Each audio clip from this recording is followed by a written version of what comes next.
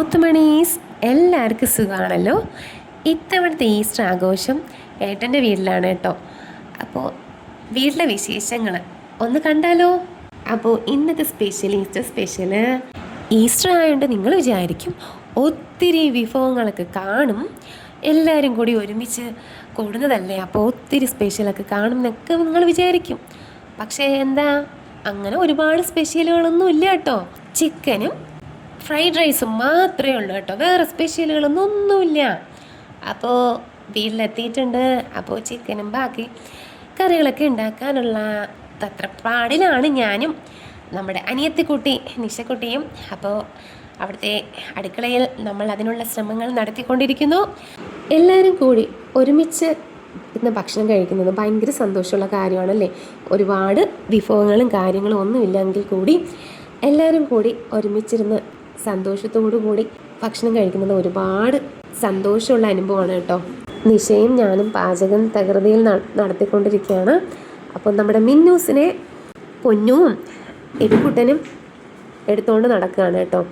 അങ്ങനെ ഒരുവിധം നമ്മുടെ മസാലക്കൂട്ടുകളെല്ലാം ചേർത്ത് നമ്മുടെ ചിക്കനെ നല്ല സുന്ദരി കുട്ടിയായിട്ട് പൊളിപ്പിച്ച് പൗഡറും പൊട്ടുമൊക്കെ വച്ച് സെറ്റാക്കി ഒരുക്കിയിട്ടുണ്ട്.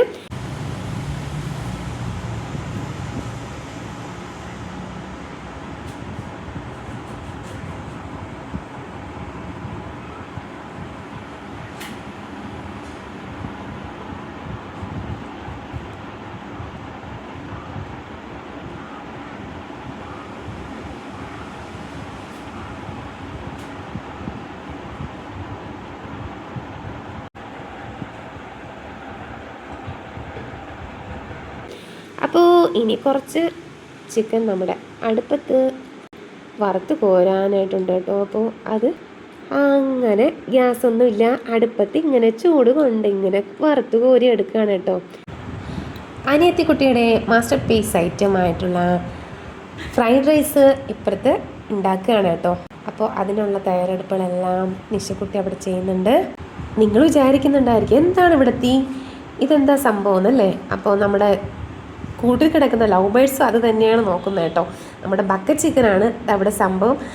ആ തീയൊക്കെ ഇട്ട് അവൻ ഏകദേശം സെറ്റായിട്ടുണ്ട്. അപ്പോൾ അകത്ത് അതേ സമയത്ത് തന്നെ നമ്മുടെ ഫ്രൈഡ് റൈസും സെറ്റായിട്ടുണ്ട്. അപ്പോൾ ഇനി നമുക്കെല്ലാം ഒന്ന് വിളമ്പി വെച്ച് ഒന്ന് കഴിച്ചാലോ. അപ്പോൾ വിശപ്പിൻ്റെ വിളി എല്ലാവർക്കും തന്നെ വന്നിട്ടുണ്ട്. നമ്മുടെ മിന്നൂസ് ഇങ്ങനെ ഓടിച്ചാടി നടക്കുകയാണ് കേട്ടോ. അപ്പോൾ ഇലയൊക്കെ നിരത്തി വെച്ചിട്ടുണ്ട്. എല്ലാവരും വട്ടത്തിലിരുന്ന് കഴിക്കണമെന്നാണ് ആദ്യം പ്ലാൻ ഇട്ടത്, പക്ഷേ അത് നടക്കില്ല എന്ന് മനസ്സിലാക്കിയിട്ട് പിന്നെ ലൈനായിട്ട് ഇലയെല്ലാം നിരത്തി വെച്ചു. എല്ലാവരും നിരനിരയായിട്ടിരുന്ന് കഴിക്കുകയാണ് കേട്ടോ. ഈസ്റ്റർ വിശേഷങ്ങൾ ഇത്രയേ ഉള്ളൂ ഗായ്സ്. ഇഷ്ടപ്പെടുവാണെങ്കിൽ നമ്മുടെ ചാനലൊന്ന് സബ്സ്ക്രൈബ് ചെയ്യണേ.